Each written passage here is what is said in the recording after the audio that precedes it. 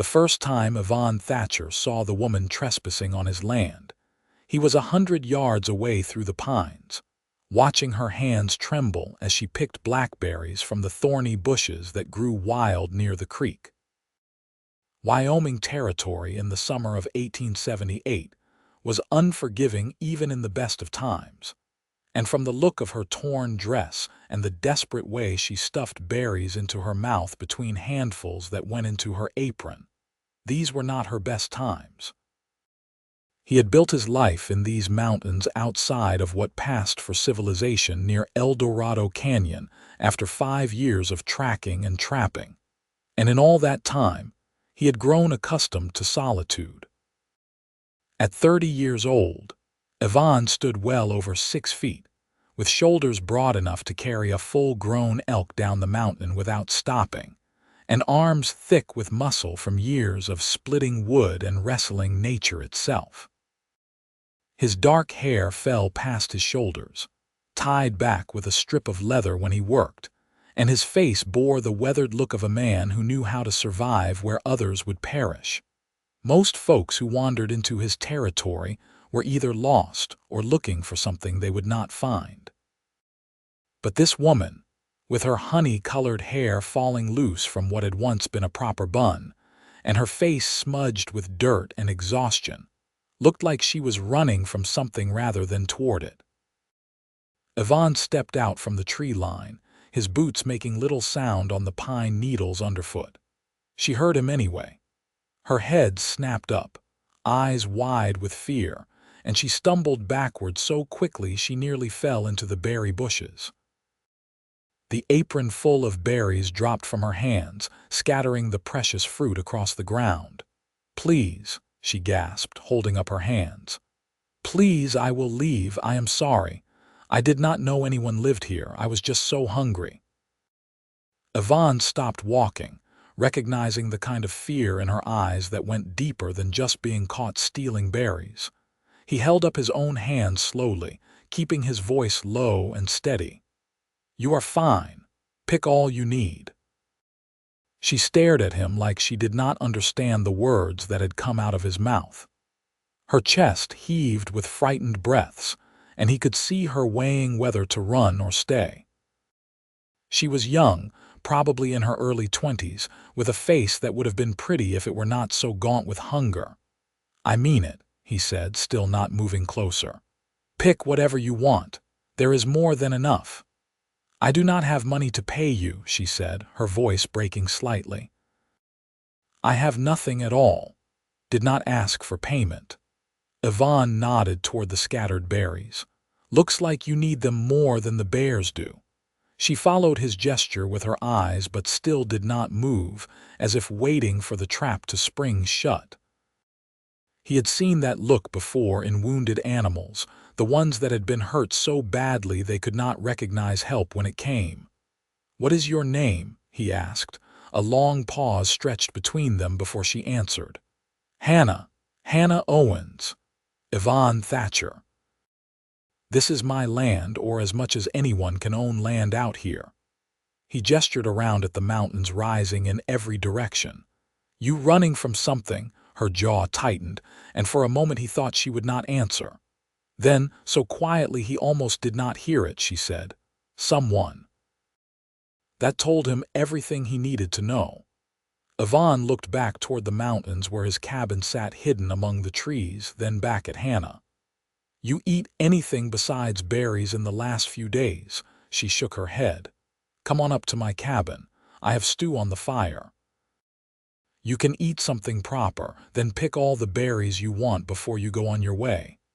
"I cannot," Hannah said quickly. "I should not eat. That is about the most foolish thing I have heard all year."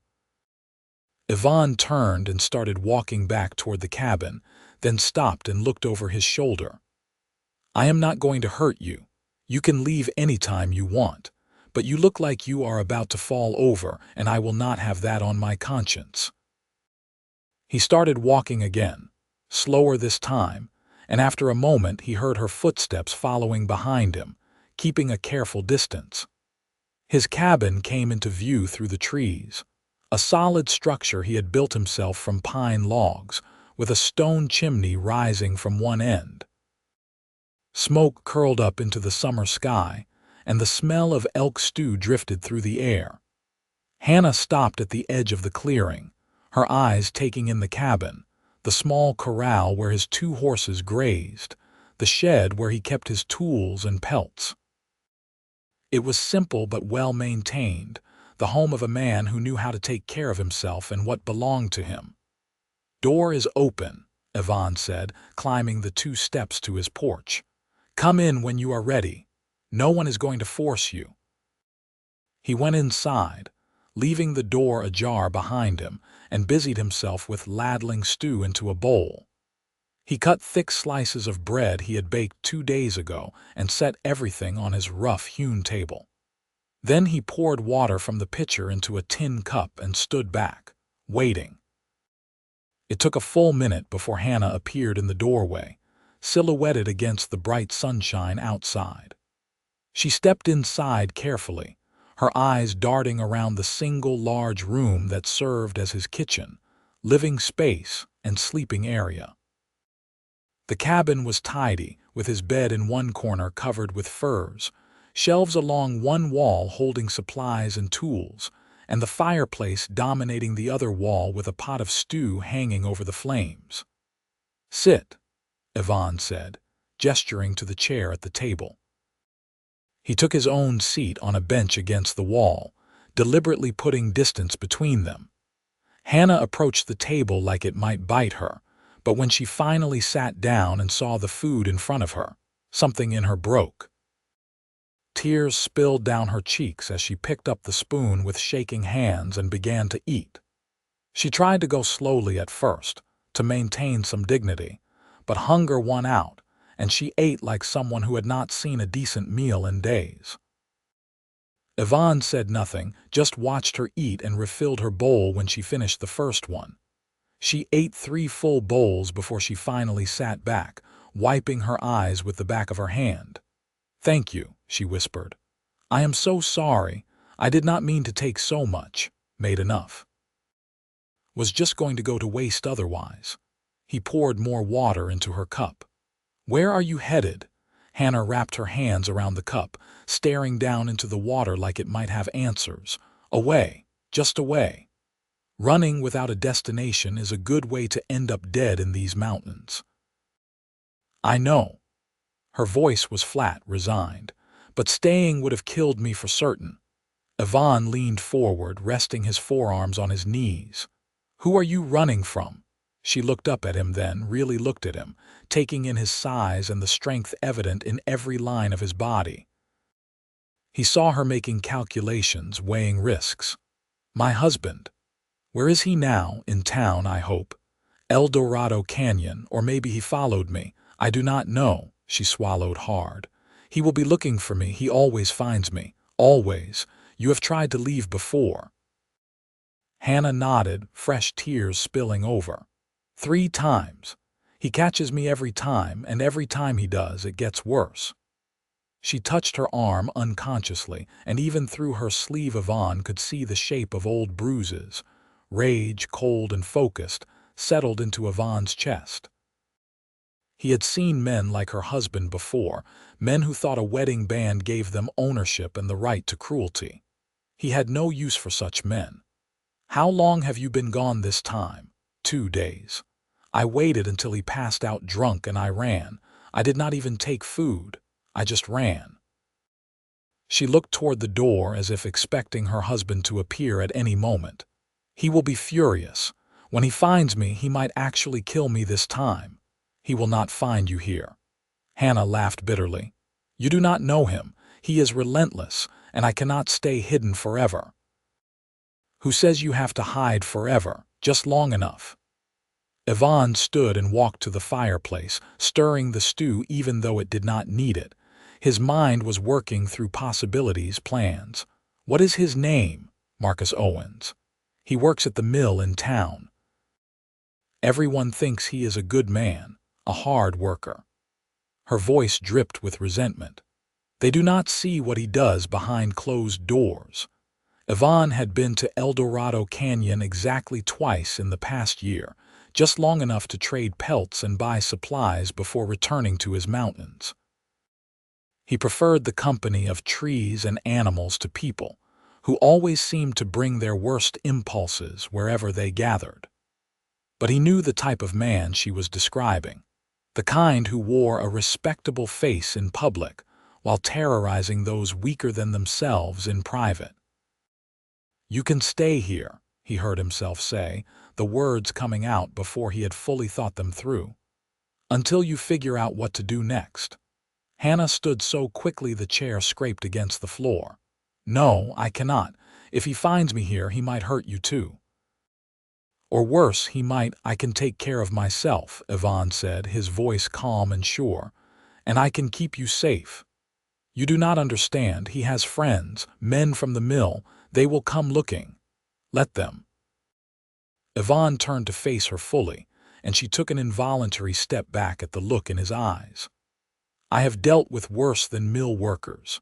These mountains are mine, and no one takes what is not theirs on my land."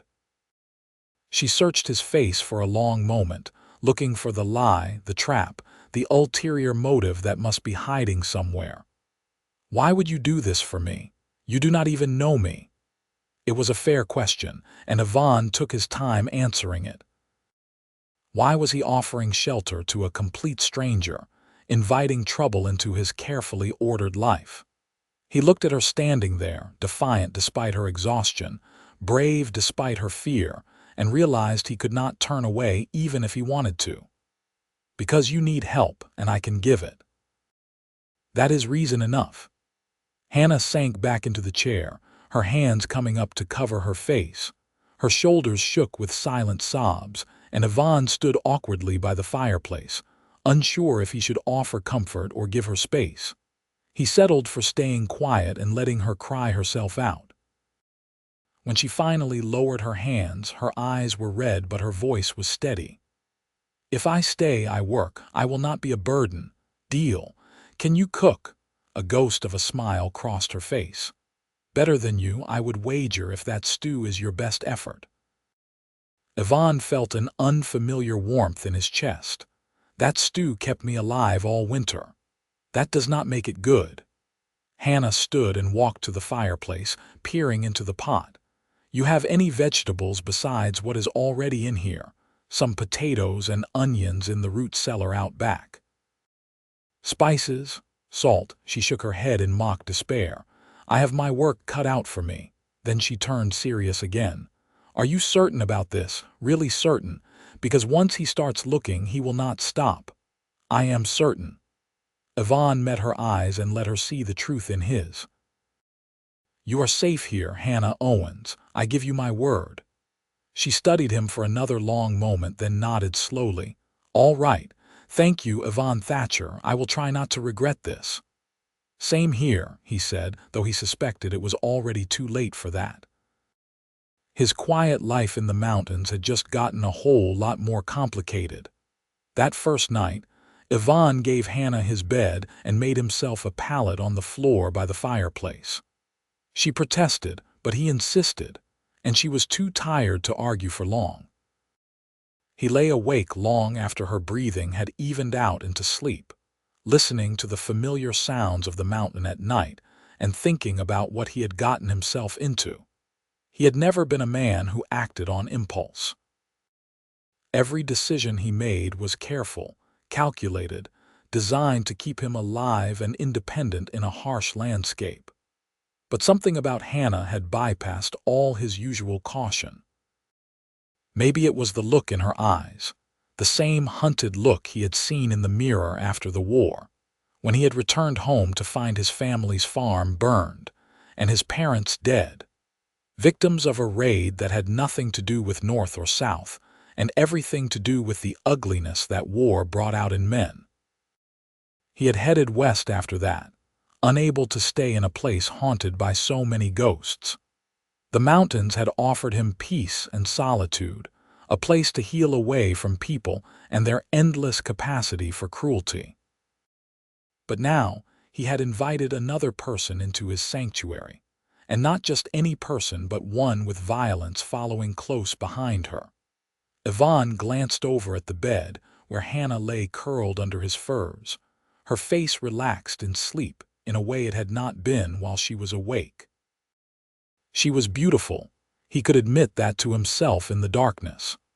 But more than that, she had a strength in her that recognized violence and chose to fight back against it, even when the odds were stacked against her.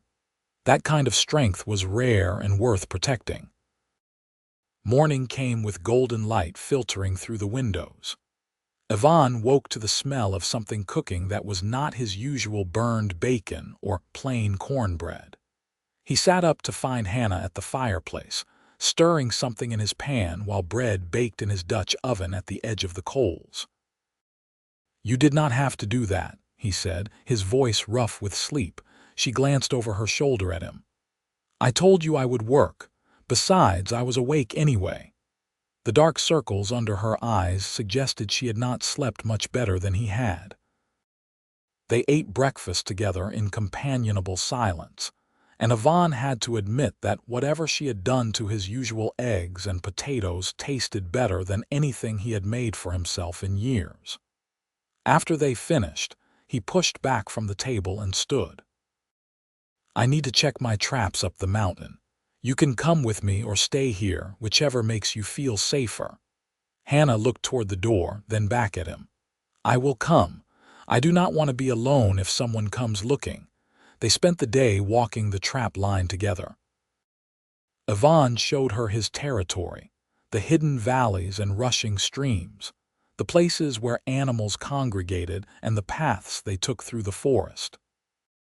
Hannah proved to be a quick study and an easy companion, asking intelligent questions and moving through the woods with a quiet grace that surprised him. She was stronger than she looked, too. When they came across a young doe caught in one of his snares, already dead, she helped him dress it without flinching at the blood. Her hands were quick and efficient with the knife he gave her, and he realized she had done this kind of work before. "My father was a hunter," she explained when she caught him watching her. "Before he died, he taught me how to take care of game. Marcus hated that I knew such things, said it was not proper for a woman." "Marcus sounds like a fool." Hannah smiled grimly. "On that we agree." They worked together to carry the deer back to the cabin, and as the sun began its descent toward the western peaks, Yvonne felt something shift between them. The wariness that had characterized their interactions began to ease, replaced by the beginning of trust. Hannah stopped looking over her shoulder quite so often, and when she laughed at something he said about a particularly stupid raccoon that kept raiding his supplies, the sound was genuine and unforced. That evening, as they sat on his porch watching the stars emerge in the darkening sky, Hannah spoke into the comfortable silence between them. "I was 18 when I married him. My father had just died and I had no other family. Marcus seemed kind at first. He offered me security, a home, a future." She wrapped her arms around her knees, making herself small. "The first time he hit me was 3 months after the wedding. I had burned his supper. He said he was sorry afterwards, said it would never happen again." Yvonne said nothing, just listened and let her talk. "But it did happen again, and again, and it kept getting worse. He would break my things, my mother's dishes, the few precious items I had left from my childhood. He said I was worthless, stupid, lucky that he even kept me around." Her voice dropped to a whisper. I started to believe him.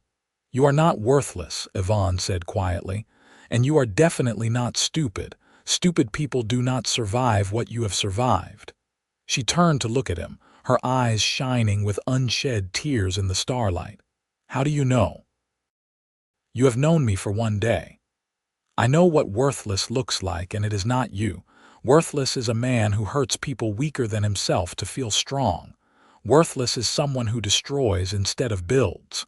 He held her gaze. "You are brave, Hannah. Brave enough to keep trying to leave even when he kept catching you.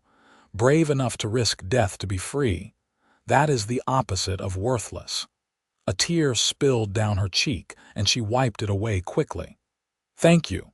You have no idea how much I needed to hear that. They sat in silence for a while longer before heading inside to sleep. That night established a pattern for the days that followed. Yvonne would work his trap lines and hunt, and Hannah would keep the cabin, cook their meals, and slowly transform his rough bachelor existence into something that felt almost like a home. She found wild herbs growing near the creek and used them to season their food. She patched his clothes where they had torn and fashioned new curtains for the windows from some old fabric he had stored away.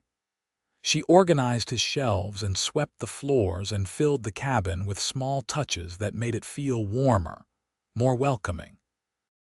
In return, Yvonne taught her more about the mountains.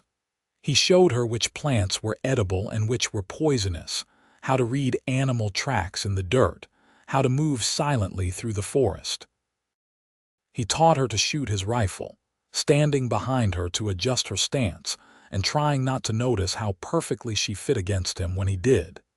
Days turned into weeks, and Yvonne found himself looking forward to returning to the cabin each day, knowing Hannah would be there.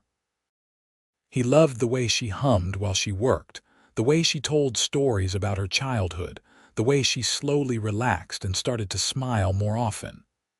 The haunted look in her eyes faded, replaced by something lighter, warmer. He was falling for her. He knew it and tried to fight it, knowing she had just escaped one man and probably did not want another one complicating her life. But his heart did not listen to logic. Every time she laughed at his jokes, every time she touched his arm while making a point, every time he woke to find her already up making breakfast, he fell a little harder. One morning in late August, about 5 weeks after Hannah had arrived, Yvonne came back from checking his traps to find her in the creek behind the cabin, washing clothes in the cold mountain water. She had tied her skirt up around her knees and stood ankle-deep in the current, scrubbing his shirts against a rock. She looked up when she heard him approach and smiled, pushing a strand of hair back from her face with a wet hand. "I hope you do not mind. Everything needed a good washing." "I do not mind." He sat down on the bank, content to watch her work. The sun caught the gold in her hair and made the water droplets on her skin sparkle like diamonds. She was the most beautiful thing he had ever seen, and the realization hit him like a physical blow. He was in love with her. Completely, hopelessly in love. "Yvonne," Hannah was looking at him with concern. "Are you all right? You look strange." "I am fine," he managed to say. "Just tired." She stepped out of the water and sat beside him, close enough that their shoulders almost touched. "You work too hard. You are always up before dawn and you do not rest until after dark. Someone has to bring in food for winter. Winter is months away," she pointed out. "You can take a day off occasionally."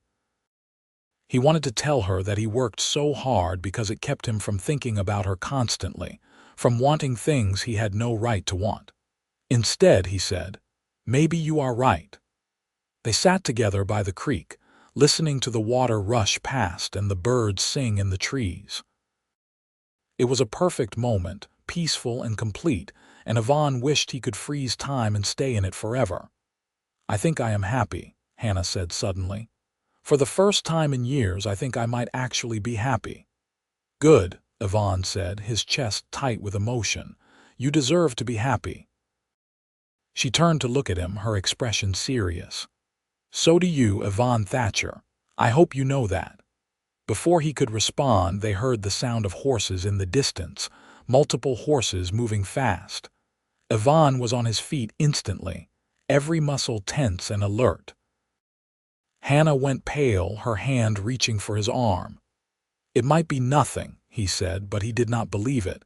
In all his time in these mountains, he had never had unexpected visitors. The timing was too suspicious. "It is him," Hannah whispered. "I know it is him." Yvonne pulled her to her feet and hustled her back toward the cabin. Get inside. Load the rifle like I showed you. Stay away from the windows. What are you going to do? Talk to them. See what they want. He gripped her shoulders, looking into her frightened eyes. I will not let them take you, Hannah. I promise. She nodded and ran for the cabin while Yvonne walked around to the front, positioning himself on the porch with his rifle held loosely in his hands. He did not have to wait long. 4 men on horseback emerged from the tree line, riding straight for his cabin with the confidence of people who thought they held all the power. The man in front was average height with a thick build going soft around the middle, his face red from exertion and anger. Yvonne knew immediately that this was Marcus Owens. The other 3 men looked like mill workers, tough from physical labor but not fighters, not really. Marcus pulled his horse to a stop 20 feet from the porch and glared at Yvonne. You have something that belongs to me. Nothing here belongs to you, Yvonne said calmly. My wife is in that cabin. I tracked her here. Now bring her out before this gets ugly. No wife of yours here, just me and my land. You are trespassing. One of the other men, a tall fellow with a scar across his cheek, leaned forward in his saddle. We do not want trouble, mister. Just give us the woman and we will be on our way. There is no woman here, Yvonne repeated, his voice hard as stone. And even if there was, I would not be handing anyone over to 4 men with violence on their minds. Now get off my property before I make you leave. Marcus laughed, a cruel sound with no humor in it. You are 1 man. There are 4 of us. You think you can stop us from taking what is mine? Yvonne raised his rifle in one smooth motion, aiming it directly at Marcus's chest. I think if you try to get off that horse, you will be the first to die. Your friends might get me eventually, but you will not be alive to see it. So ask yourself if your pride is worth your life. The other men shifted nervously, hands moving toward their guns but not drawing. They were workers, not killers, and the cold certainty in Yvonne's voice gave them pause. She is my wife, Marcus spat. I have a legal right to her. You have no rights here. This is federal land and I live by my own law. Your law, your marriage, none of that means a thing up here. Yvonne's finger moved to the trigger. Last chance. Ride out now or die here, your choice. For a long, tense moment, no one moved. Yvonne could feel sweat trickling down his back despite the cool mountain air. He meant every word he had said. He would kill Marcus Owens if the man tried to take Hannah, and he would die defending her if necessary. Finally, the man with the scar spoke up. Marcus, maybe we should come back with the sheriff, do this legal-like. Marcus's face turned even redder, veins standing out on his forehead. That coward has my wife. That coward has a rifle pointed at your heart, Yvonne corrected, and he is getting tired of talking. Leave. Now. Marcus yanked his horse's reins so hard the animal reared slightly. This is not over. I will be back and I will bring the law with me. You cannot keep her from me forever. Can try, Yvonne said simply. With one last murderous glare, Marcus wheeled his horse around and kicked it into a gallop back toward town. His 3 companions followed quickly, clearly relieved to be leaving without bloodshed. Yvonne stood on the porch until they disappeared into the trees, then waited another 10 minutes to make sure they were really gone. Only then did he lower his rifle and turn back to the cabin. Hannah stood in the doorway, his rifle gripped in her white-knuckled hands, tears streaming down her face. You could have been killed. They could have shot you. They did not. Yvonne climbed the steps and gently took the rifle from her hands. And they will not get you. I meant what I said. She threw her arms around him, burying her face against his chest. He stood frozen for a moment, then wrapped his arms around her, feeling her shake with silent sobs. She fit perfectly against him, and he rested his chin on the top of her head, breathing in the scent of her hair. He will come back, she said into his shirt. He will bring the sheriff and they will make me go back. The law is on his side. Maybe, Yvonne admitted, but we have time to figure something out. She pulled back to look up at him, her eyes red and swollen. What is there to figure out? I am his wife. He has every legal right to take me back. An idea had been forming in Yvonne's mind during the confrontation, a solution that was either brilliant or insane. He had not decided which. Not if you are not his wife anymore. What do you mean? I cannot just stop being married to him. Divorce is possible. Difficult but possible, especially if we can prove cruelty. Hannah shook her head. That takes time, lawyers, money I do not have, and Marcus would fight it every step of the way. Then we find another way. Yvonne took a deep breath, knowing he was about to jump off a cliff with no idea if there was water or rocks at the bottom. You could marry me instead. She stared at him like he had just suggested they sprout wings and fly. What? Marry me? If you are married to me, he cannot claim you as his wife anymore. His legal right disappears. That is not how it works. You cannot just marry someone who is already married. We would have to be creative about it, Yvonne admitted. But there are circuit judges who come through these parts, men who might be willing to overlook some details for the right price. And once it is done, once we have a marriage certificate, Marcus loses his claim. Hannah pulled away from him, wrapping her arms around herself. You would do that? Tie yourself to me legally just to keep me safe from him? Yes. Why? She turned to face him, her expression desperate. Why would you sacrifice your freedom for me? This was it, the moment to tell her the truth or keep hiding behind noble intentions. Yvonne decided he was done hiding. Because I love you, Hannah. I have loved you since the day you followed me up this mountain, even though you were terrified, because you were brave enough to take a chance on a stranger. I love the way you sing while you cook, the way you have turned my cabin into a home, the way you laugh at my bad jokes. I love everything about you, and I cannot stand the thought of that man putting his hands on you ever again. She stood very still, her eyes wide and searching his face. You love me, I do. And I know you just got free of one marriage and probably do not want to jump into another one, especially not with someone you have known for only a few weeks. I know this is sudden and probably crazy, but I mean it, Hannah. Marry me. Let me protect you. Let me love you the way you deserve to be loved. Tears spilled down her cheeks again, but this time she was smiling through them. You really mean it. You actually love me, with everything I have. She crossed the distance between them in 2 quick steps and kissed him. It was unpracticed and a little clumsy, but it was also the sweetest thing Yvonne had ever experienced. He cupped her face in his hands and kissed her back, pouring all his feelings into it, trying to show her without words how much she meant to him. When they finally broke apart, both breathing hard, Hannah rested her forehead against his chest. I think I love you too. I did not want to. I told myself it was too soon, too complicated, too dangerous. But I do. I love you, Yvonne Thatcher. Is that a yes? She looked up at him, her smile radiant despite her tears. Yes, I will marry you. We will figure out the details somehow, but yes.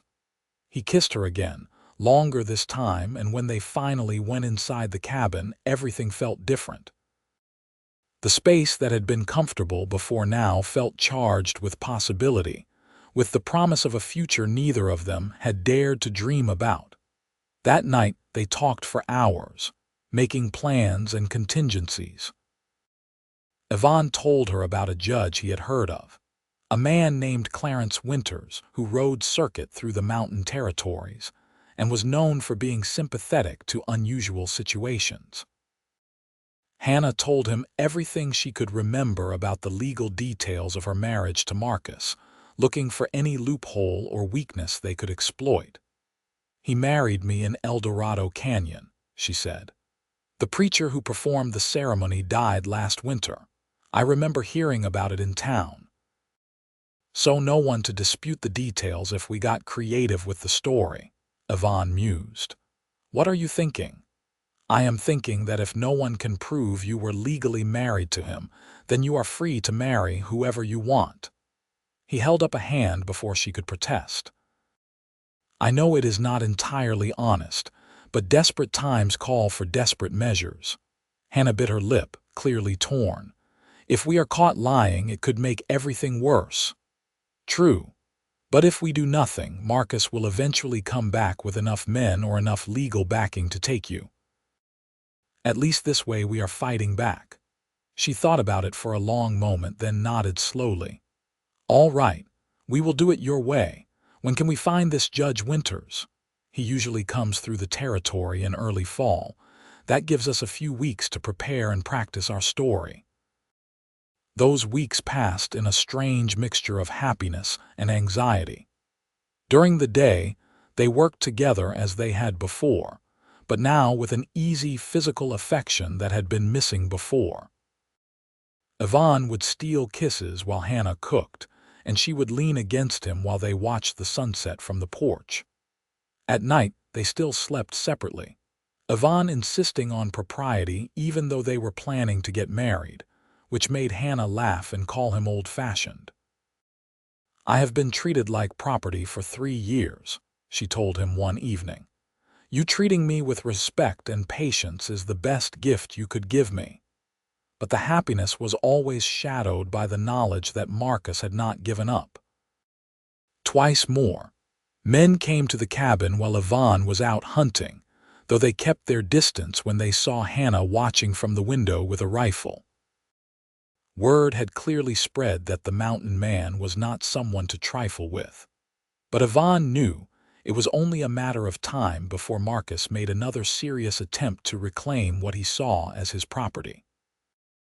In mid-September, Yvonne rode down to the settlement of Bridger, a day's travel from his cabin, and made inquiries about Judge Winters. He was told the judge was expected in town in 3 days for his regular circuit.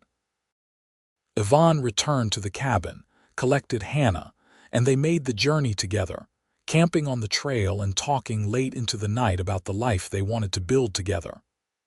I want children someday, Hannah admitted as they lay on either side of the fire, looking up at the stars. But only if the father is someone who will love them, not hurt them. I want that too, Yvonne said. A family, a real family with love and laughter. Everything my parents had before the war took it all away. Tell me about them, Hannah said softly.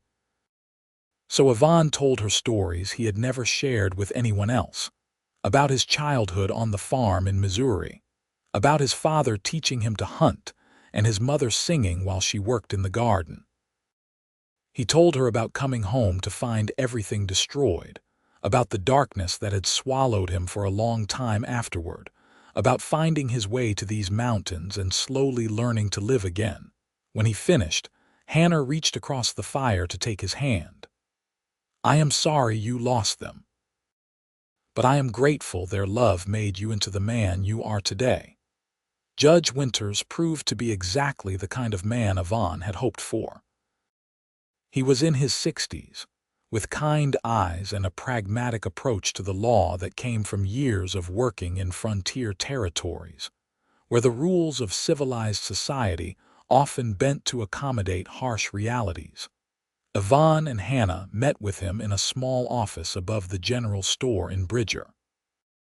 They told him their story, carefully edited to remove any mention of Hannah still being legally married to Marcus. As far as the judge knew, Hannah was a widow whose abusive husband had died the previous winter, and she had come to the mountains to escape her painful memories.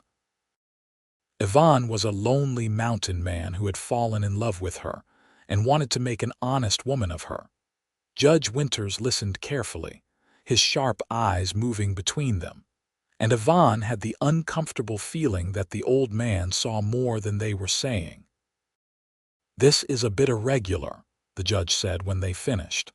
Getting married is usually something people do in their home communities, with witnesses and family present. We do not have family, Hannah said quietly. "And the community where I lived before holds nothing but bad memories. Please, Your Honor, we just want to start fresh together." The judge studied them for a long moment, then sighed. "I have been doing this job for 30 years, and I have learned to recognize when people are running from something. I have also learned that sometimes the law needs to serve justice rather than just the letter of the rules." He pulled out a form from his desk. "I will marry you. But understand this. If anyone contests this marriage, if evidence comes forward that you are not free to marry, this document will not protect you." "We understand," Yvonne said, meeting the judge's eyes steadily. "And we are grateful for your help." They were married in that small office with the judge's clerk and the store owner serving as witnesses. Hannah wore the one good dress she had, which Yvonne had bought for her in town that morning, and she held a small bunch of wildflowers he had picked on the trail. Yvonne wore his cleanest shirt and tried not to think about how his hands were shaking. When the judge pronounced them husband and wife and told Yvonne he could kiss his bride, Yvonne cupped Hannah's face gently and kissed her with all the love and promise he could pour into that single moment. She kissed him back just as fervently, and when they pulled apart, both of them had tears in their eyes. "Congratulations," Judge Winters said, handing them the marriage certificate. "I hope you find the happiness you are looking for." They rode back to the cabin as husband and wife, and that night, for the first time, Yvonne did not sleep on the floor. Hannah came to him willingly, with love and trust in her eyes, and he showed her how different intimacy could be, when it was based on respect and genuine affection, rather than possession and control. Afterward, lying tangled together in his bed, Hannah traced patterns on his chest with her fingertips. "I never knew it could be like that," she whispered. "I thought marriage was just something to endure." Yvonne kissed the top of her head. "This is what it should be, always. Two people who choose each other, who care about each other's happiness." "I love you so much," she said. "I cannot believe how much my life has changed in just a few months. I went from thinking I would die trapped in that awful marriage to lying here, happy and safe and loved." "You are safe," Yvonne promised. "I will spend the rest of my life making sure you stay that way." For a few weeks, it seemed like they might actually get away with it. They settled into married life with easy comfort, learning each other's rhythms and habits, building the foundation of something that could last a lifetime. Hannah bloomed in the security Yvonne provided, her natural humor and kindness emerging now that she was no longer constantly afraid. Yvonne found himself laughing more than he had in years. Content in a way he had forgotten was possible. But the fragile peace could not last forever. One cold morning in October, they woke to find a dozen men on horseback surrounding the cabin. Marcus stood at the front of the group, and beside him was a man wearing a sheriff's badge. Yvonne loaded his rifle and positioned himself at the window while Hannah stood behind him, her face pale but set with determination. "Yvonne Thatcher," the sheriff called out. "This is Sheriff William Davies from El Dorado Canyon. I need you to come out and talk, nice and peaceful." "We can talk just fine with me in here," Yvonne called back. "I have a warrant for the return of Hannah Owens to her lawful husband. You are interfering with a legal marriage." "No, I am protecting my wife," Yvonne shouted. "Hannah Thatcher is married to me, legal and proper. I have the certificate to prove it." He could see Marcus saying something angry to the sheriff, gesturing violently toward the cabin. The sheriff looked uncomfortable but determined. "Mr. Thatcher, you need to understand that Marcus Owens has documentation proving he married Hannah first. Your marriage is not legal if she was already married." Hannah stepped up beside Yvonne, her voice strong and clear. "My first husband died. I was a widow when I married Yvonne." "That is a lie," Marcus screamed. I am your husband, you belong to me. Yvonne saw red. He threw open the door and stepped out onto the porch, his rifle trained on Marcus. She does not belong to anyone. She is a person, not property, and she is married to me now. The sheriff held up his hands. Everyone needs to calm down. Mr. Thatcher, do you have proof of this earlier husband's death? That was the weak point in their story, and everyone knew it. Yvonne hesitated, and that hesitation was enough. I thought not, the sheriff said. I am sorry, but I have to follow the law here. Mrs. Owens needs to come with us back to town until we can sort this out properly. She is not going anywhere, Yvonne said flatly. Then you are obstructing justice, and I will have to arrest you. Before anyone could move, Hannah pushed past Yvonne and stood at the edge of the porch. Wait. Just wait. She looked at the sheriff, ignoring Marcus entirely. You want proof that Marcus was cruel to me? I can show you. She began rolling up her sleeves, revealing scars and faded bruises on her arms. Then she unbuttoned the top of her dress and showed them the ugly marks on her shoulders and collarbone, evidence of violence that made several of the men with the sheriff shift uncomfortably in their saddles. He did this to me, Hannah said, her voice shaking but clear. Over and over for 3 years. He broke my ribs twice. He gave me a concussion that left me unconscious for a day. He threatened to kill me more times than I can count. She looked directly at the sheriff. I ran because I knew if I stayed, he would eventually make good on those threats. And when I found Yvonne, I found the first man who ever treated me like a human being instead of a possession. The sheriff looked profoundly uncomfortable now. Madam, I am sorry for your suffering, truly, but the law does not give you the right to commit bigamy because your husband was cruel. The law does not protect women like me, Hannah said bitterly.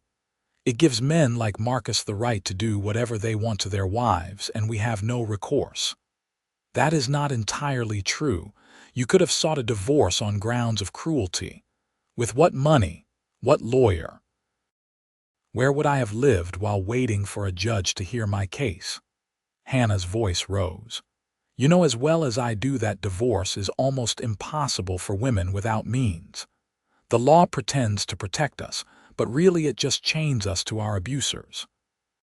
Several of the men in the posse were nodding now, and Marcus looked ready to explode. She is lying. I never hurt her. She is a hysterical woman making up stories. These scars say otherwise, Yvonne growled, and every man here can see them. The sheriff rubbed his face, clearly wishing he was anywhere else. This is beyond my authority to settle. We need a judge. Then let us wait here for a judge, Yvonne said. Not in town where Marcus can get to her. I have rights, Marcus shouted. She is my wife. You gave up your rights when you put your hands on her, one of the men in the posse called out, a younger fellow who had been looking increasingly angry as Hannah told her story. I remember my pa beating my ma when I was a kid. I swore then I would never do that to a woman, and I would not help any man who did. Thank you, Hannah said softly. The young man tipped his hat to her, and several others nodded in agreement. The tide was turning, and Marcus could feel it. His face turned purple with rage. You are all fools. She is manipulating you. That mountain savage has turned her against me. I was already against you, Hannah said coldly. The first time you hit me, I started planning how to leave. It just took me 3 years to find the courage and the opportunity. The sheriff made his decision. Here is what we are going to do. You two will stay here peacefully while I ride to find Judge Winters and bring him back to sort this out proper. Marcus, you and your friends will come back to town with me. I do not want any trouble while we wait for the law to settle this. You are just going to leave her with him, Marcus demanded. I am going to leave 2 married people alone in their home while we figure out which marriage is legal, the sheriff corrected. And you are going to wait in town like a civilized person instead of forming a mob. Am I clear? Marcus looked like he wanted to argue, but even he could see that the posse's sympathy had shifted away from him. He yanked his horse around viciously and galloped off toward town. The sheriff and the remaining men followed more slowly, several of them tipping their hats to Hannah as they passed. When they were alone again, Hannah collapsed against Yvonne, shaking. "That bought us time, but not much. Then we will use the time we have." Yvonne held her tight, his mind racing through possibilities. "Judge Winters saw us, he married us, maybe he will back our story. Maybe. Or maybe he will tell them the truth, that we lied about me being a widow." Hannah pulled back to look at him. "I do not regret marrying you. Whatever happens, I want you to know that. These past weeks as your wife have been the happiest of my life." "We are not giving up," Yvonne said fiercely. "There has to be a way out of this." They spent the next 3 days in tense waiting. Yvonne kept his rifle close and slept lightly, expecting Marcus to ignore the sheriff's orders and come back with his own group of men. But the mountain remained quiet except for the usual sounds of wildlife and wind through the pines. On the 4th day, the sheriff returned with Judge Winters and a lawyer from a larger town to the east. They gathered in front of the cabin, and Yvonne and Hannah came out to meet them. Judge Winters looked grave. "I have been informed of the situation, and I have examined the marriage records from El Dorado Canyon. Marcus Owens did indeed marry Hannah 3 years ago, and there is no record of his death." Hannah gripped Yvonne's hand tightly. "However," the judge continued, "I have also examined Hannah's testimony and physical evidence of abuse, and I have consulted with Mr. Gerald here, who is a lawyer specializing in family law." The lawyer, a thin man with spectacles, stepped forward. "After reviewing the facts, I believe there are grounds for annulment of the first marriage based on extreme cruelty and abandonment of marital duties. Mr. Owens violated the fundamental covenant of marriage through his violence and abuse." "You cannot annul our marriage," Marcus protested. He had ridden back with the sheriff, and now he pushed forward angrily. "I am her husband, you are her abuser," Judge Winters said coldly. "And I have the authority to dissolve marriages that fail to meet the basic standards of decency and care. Mr. Owens, your marriage to Hannah is hereby annulled on the grounds of extreme cruelty. Hannah is free to remain married to Mr. Thatcher, and you are to have no further contact with her. If you violate this order, you will be arrested and prosecuted to the full extent of the law." "This is not legal. You cannot do this." "I can, and I have." Judge Winters handed a document to the sheriff. "Sheriff Davies, I trust you will ensure Mr. Owens understands the consequences of disobeying a judicial order." The sheriff nodded, looking relieved to have the matter settled. "I will make sure he understands, Your Honor." Marcus looked around wildly, searching for support, but even his friends from the mill were backing away. The evidence of Hannah's abuse had been too clear, too damning. No one wanted to be associated with a man who beat his wife so badly she carried permanent scars. "This is not over," Marcus hissed at Hannah. "I will find a way to make you pay for this."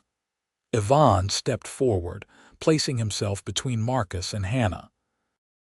"If you come near my wife again, if you even think about threatening her, I will kill you." "That is not a threat. It is a promise. And there is not a jury in this territory that would convict me for protecting her from you." Something in Yvonne's eyes must have finally convinced Marcus that he had lost. He turned and stumbled toward his horse, and the last they saw of him was his back disappearing down the mountain trail.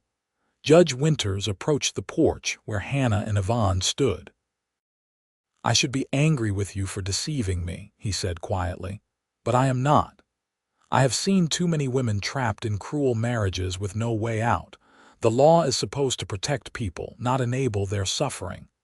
"Thank you," Hannah said, tears streaming down her face. "Thank you so much." "Take care of each other," the judge said.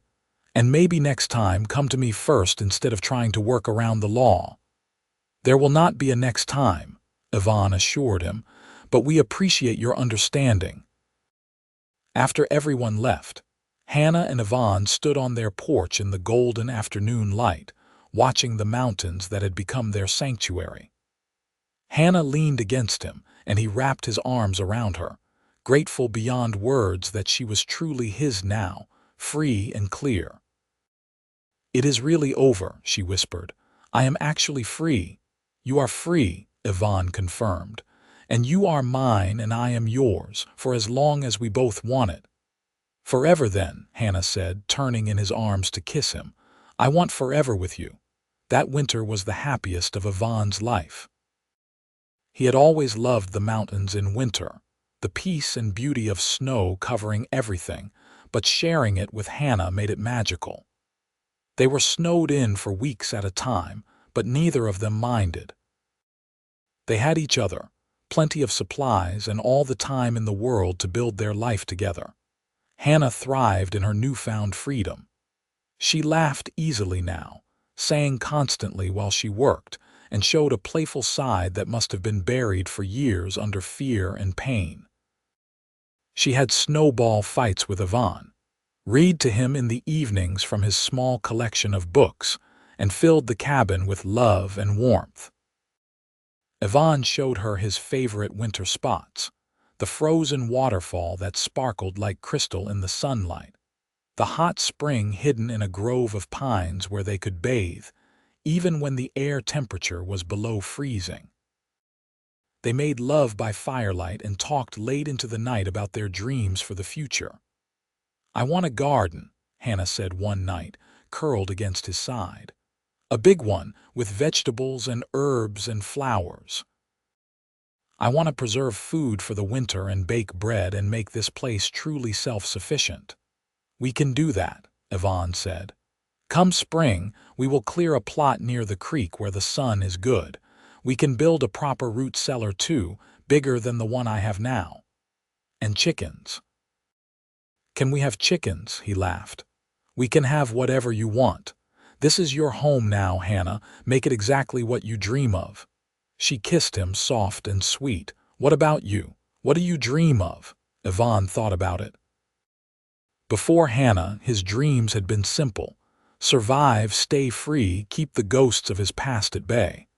But now, with her in his arms and their whole future ahead of them, he wanted so much more.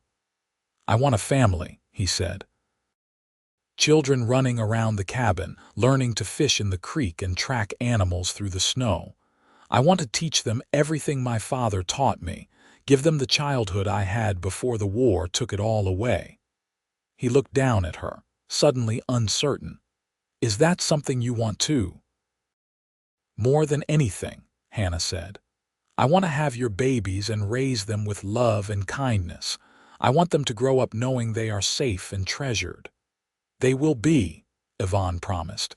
"Any child of ours will know nothing but love." Spring came with a rush of snowmelt and new growth. Yvonne and Hannah worked together to clear and plant a large garden plot, and Yvonne built a chicken coop near the cabin. They acquired a dozen hens from a farmer in Bridger, and Hannah delighted in collecting eggs each morning. The mountain came alive with life, and so did their home.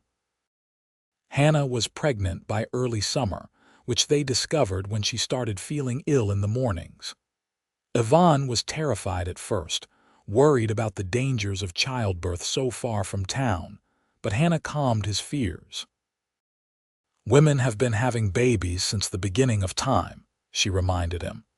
"And you will be here to help me. We will manage." He made her promise to take it easy, which she mostly ignored, continuing to work in her garden and around the cabin as her belly slowly grew. By fall, she was clearly pregnant, and Yvonne found himself even more protective than usual, refusing to let her do anything he considered remotely dangerous. "I am pregnant, not made of glass," Hannah laughed one day when he insisted on carrying a basket of vegetables for her. "I can still work." "I know you can, I just want to help." She softened and kissed his cheek. You are going to be such a good father." Their son was born in February during a break in the winter storms. The labor was long and difficult, and there were moments when Yvonne thought he might lose either Hannah or the baby or both. He prayed more in those hours than he had in his entire life, begging God or the universe or anything that might be listening to spare them. Finally, as dawn broke over the mountains, his son entered the world with a lusty cry that was the most beautiful sound Yvonne had ever heard. Hannah was exhausted but glowing with triumph as Yvonne placed the cleaned and wrapped baby in her arms. "He is perfect," she whispered, tears streaming down her face. "Look at him, Yvonne. We made this perfect little person." Yvonne could barely speak past the lump in his throat. His son, small and red-faced and absolutely perfect, gripped his finger with surprising strength. "What should we name him?" "I was thinking Thomas, after my father," Hannah said, "if that is all right with you." "Thomas Thatcher," Yvonne said, testing the name. "I like it. Welcome to the world, Thomas." Fatherhood changed Yvonne in ways he had not expected. All the protective instincts he had felt toward Hannah intensified tenfold with Thomas. He would stand over the baby's cradle for hours, watching him sleep, marveling at the tiny fingers and toes, the miniature perfection of this new life. Hannah teased him about being too protective, but he caught her doing the same thing, checking on Thomas constantly to make sure he was still breathing, still safe, still theirs. "I cannot believe we made him," she said one night, nursing Thomas while Yvonne sat beside them. "He is part you and part me, a whole new person." "Best thing we have ever done," Yvonne agreed. Thomas grew strong and healthy, thriving on Hannah's milk and the mountain air. By his first summer, he was crawling around the cabin, getting into everything, and Hannah was pregnant again. Already. Yvonne said when she told him, torn between joy and concern. "Are you sure you are ready?" "I am sure," Hannah said, her hand on her still flat belly. "I love being a mother, and Thomas should have a sibling close in age to play with." Their daughter was born the following spring, an easier birth than Thomas had been. She had Hannah's honey-colored hair and Yvonne's dark eyes, and from the first moment she looked around the cabin with alert curiosity. "She is going to be trouble," Hannah predicted with a laugh. "Look at that face. She already knows she is going to wrap you around her little finger." They named her Emma, and Hannah was right. Emma proved to be a force of nature from the beginning, demanding attention with loud cries when she wanted something and charming everyone with her smile when she got it. Thomas was a devoted big brother, protective and patient with his baby sister. Life settled into a rhythm of work and family, seasons cycling past as they built their life together. Yvonne expanded the cabin, adding a separate room for the children and a larger porch where they could sit in the evenings and watch Thomas and Emma play. They made occasional trips down to Bridger or other settlements for supplies, but the mountain remained their true home, their sanctuary. Yvonne taught Thomas to fish and track animals, passing down the skills his own father had taught him. Hannah taught Emma to garden and cook, and both children learned to move through the forest with the confident ease of those born to the mountains. Years passed, marked by the growth of their children and the deepening of their love. Yvonne never tired of waking up next to Hannah, never stopped feeling grateful that she had chosen him. And Hannah, who had once thought happiness was impossible, found it in abundance in their mountain home. They had 3 more children over the years. Another son they named James, and then twin girls, Sarah and Grace. The cabin expanded again to accommodate their growing family, and the sound of children's laughter became as much a part of the mountain as the wind through the pines. One evening, when Thomas was 15 and Emma 13, and the younger children were finally asleep, Yvonne and Hannah sat on their porch watching the sunset paint the mountains in shades of gold and pink. Hannah leaned against him, fitting into his side as perfectly as she had that first summer. "Do you ever regret it?" she asked quietly. "Taking me in that day? Your life would have been so much simpler without me." Yvonne pulled her closer, kissing the top of her head. "Not for one single second. You and our children are the best things that ever happened to me. This life we have built together is better than anything I could have imagined." "I love you," Hannah said. "More now than ever. You saved my life, Yvonne. And then you gave me a new one better than I ever dreamed possible." "You saved mine too," Yvonne said. "I did not realize how lonely I was until you walked into my life. You brought light and love and laughter into these mountains. You made a house into a home." They sat in comfortable silence, listening to the evening sounds of their land, their family safe and happy inside.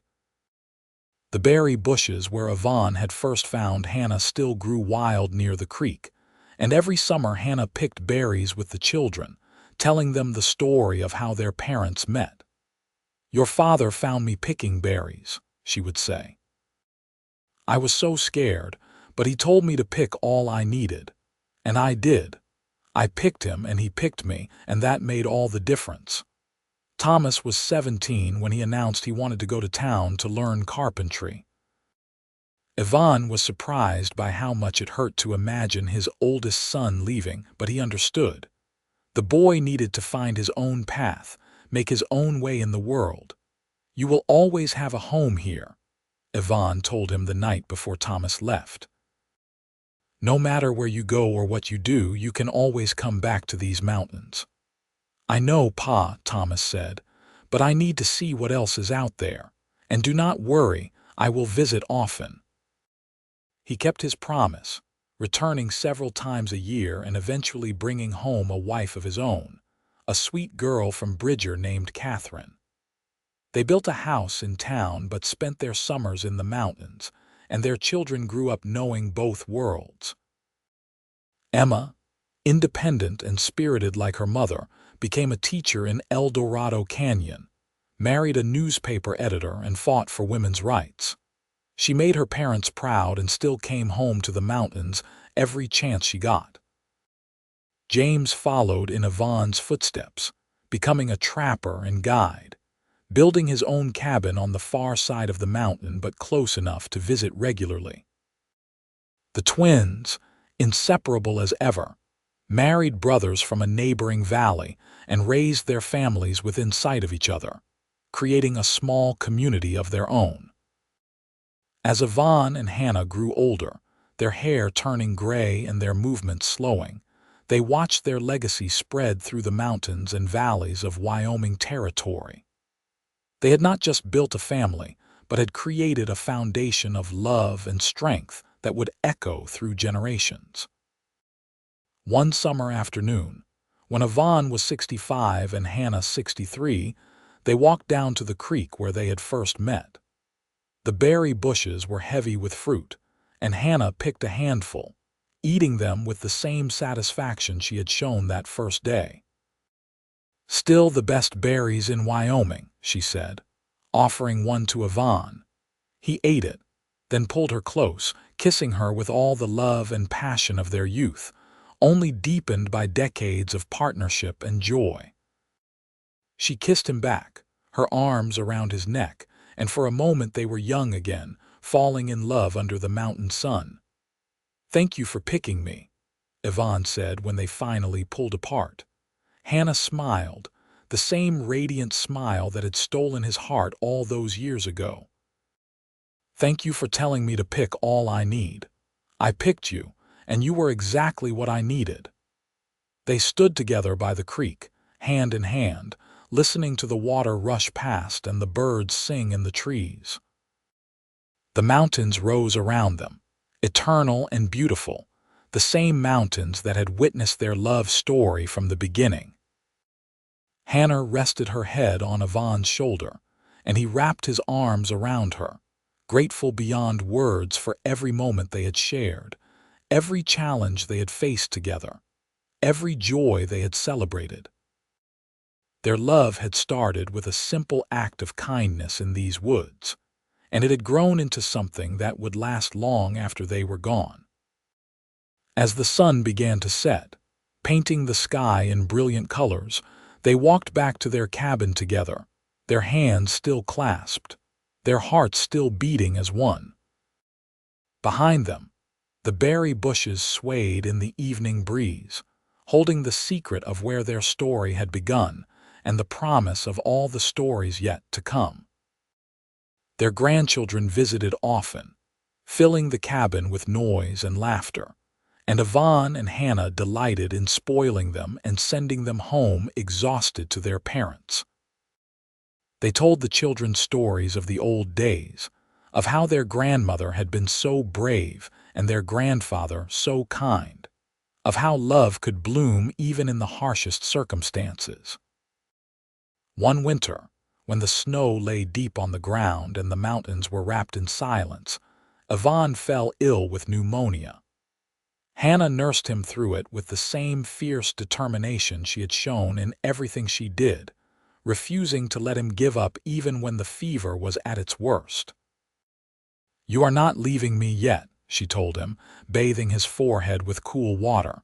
"We still have too much life left to live." He recovered slowly, but the illness took its toll.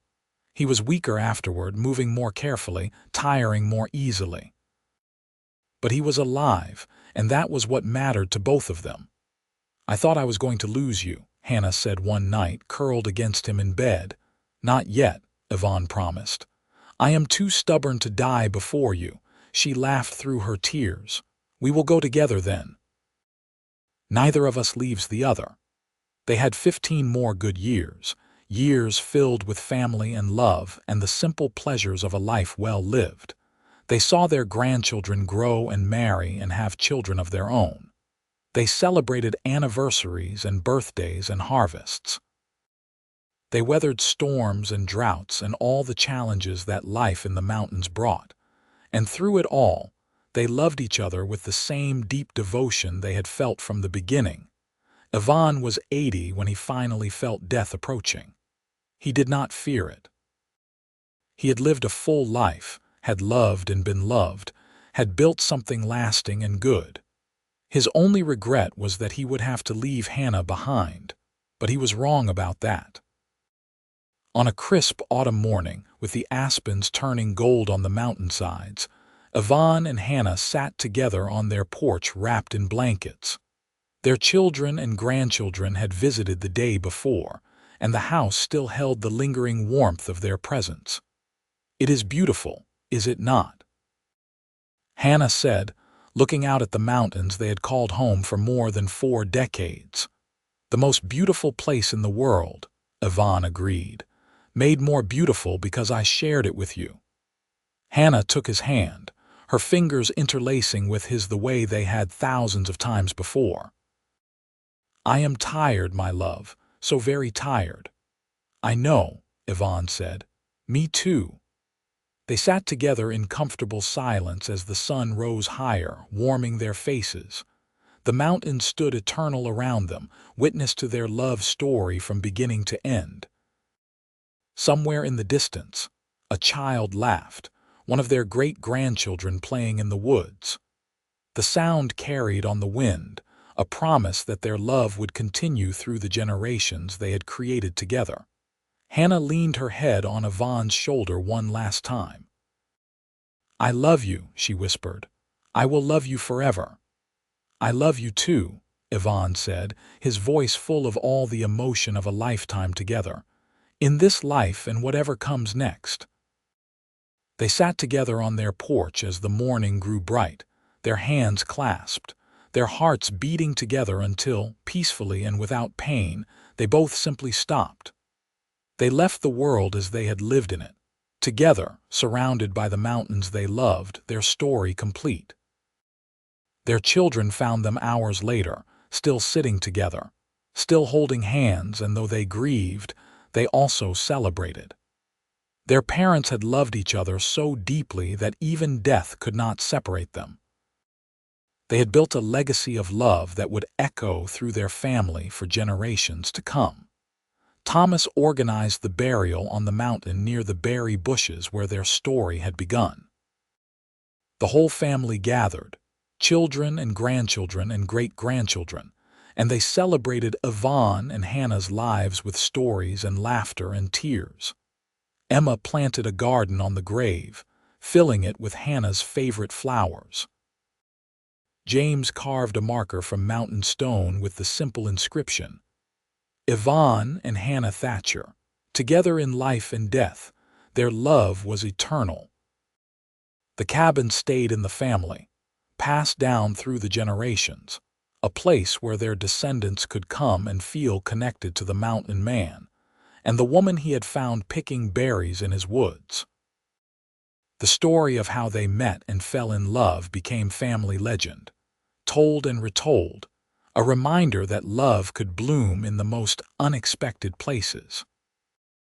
And every summer, someone in the family would pick berries from the bushes near the creek and remember the day it all began, when Yvonne saw Hannah looking scared but told her to pick all she needed, and she chose to trust him. That single act of kindness had changed everything, creating a love story that would last forever in the hearts of everyone they touched. The mountains kept their secret, holding the memory of a love that had transformed two broken people into something whole and beautiful. And if you visited that cabin even now, years after they were gone, you could still feel it in the air. The echo of laughter, the warmth of love, the promise that kindness and courage can create miracles. Their great-great-grandchildren played in the same creek where Hannah and Yvonne had talked on summer evenings. They picked berries from bushes descended from the original plants. They listened to the wind through the pines and felt, without quite understanding why, that this place was special, sacred, blessed. Because it was the place where love had conquered fear, where kindness had defeated cruelty, where two people had found each other against all odds and built something that would last long after they were gone. And that, in the end, was the greatest legacy of all.